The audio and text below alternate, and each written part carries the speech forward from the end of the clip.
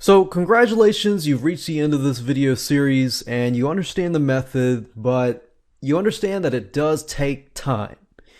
So for those of you who have less time and you want to be able to outsource this, well, I want to show you exactly how to do that. Well, it's easy to outsource it and automate or semi-automate the process.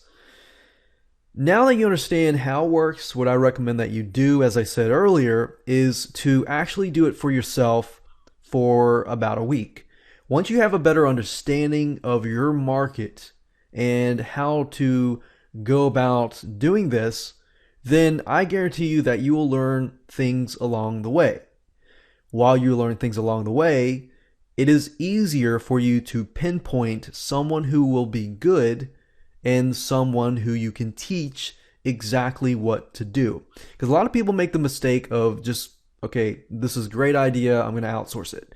And then they don't understand the process, and without doing so, make the mistake of hiring somebody who really doesn't know what they're doing.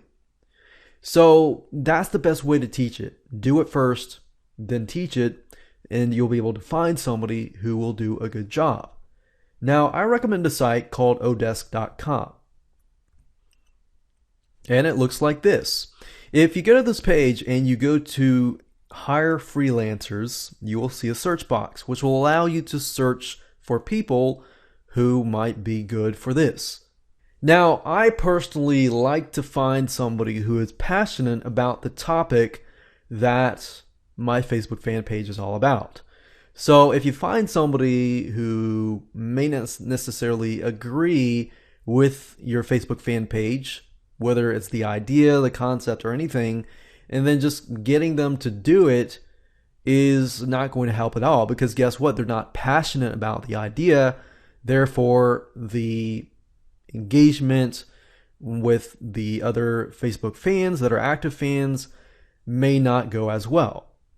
Now, how do you do that? How do you find somebody who is interested in your topic? Well, it's easy. What I recommend that you do is you post a job. You specifically say, hey, all I need is for somebody for an hour a day who has passion in this area, who is passionate about this area. Now, there are many people out there who are good at social media, and you can type in social media. You don't necessarily have to find somebody who is in the realm of social media, but you want to find somebody who is good at communicating.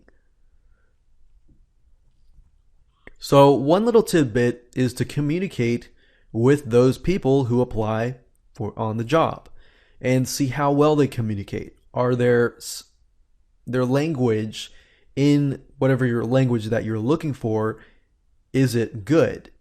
Or is it unreadable? Or do the way that it talk, they don't understand what you're saying and things like that. So that's really how to gauge it, is by communicating with them yourself. And that way you figure out from that point, okay, they're good at talking, they're good at communicating. How can I find somebody who is passionate? Now, most likely you're going to find somebody who is either really passionate, or they're not necessarily passionate, but they know a little bit about the idea and it really intrigues them. If it intrigues them, that's a good sign as well. I would not find somebody, if you can't find somebody who is either passionate or possibly is passionate or interested in the idea, because that could actually hurt you down the road.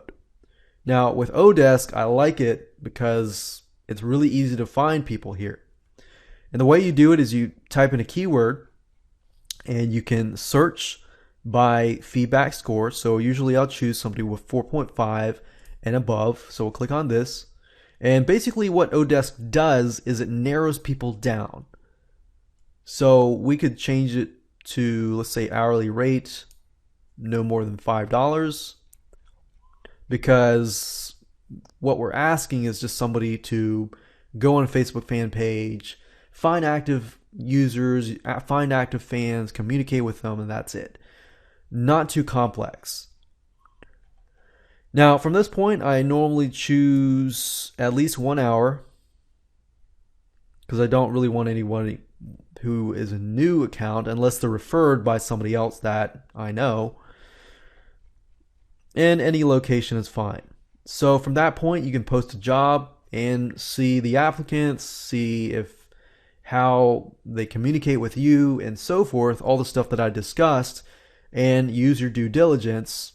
And you can give them a test, see how they work. If they don't do well, delete them from your Facebook admin and go find somebody else. Now, when you give them admin rights, make sure that they only have the ability to really post or write. You don't really want to give them rights to delete your Facebook fan page, for example. So you want to make sure that you find somebody trustworthy and that they are liking their work, which is crucial, because if they like their work, the output of the work that they are doing will be a lot better. So there you go.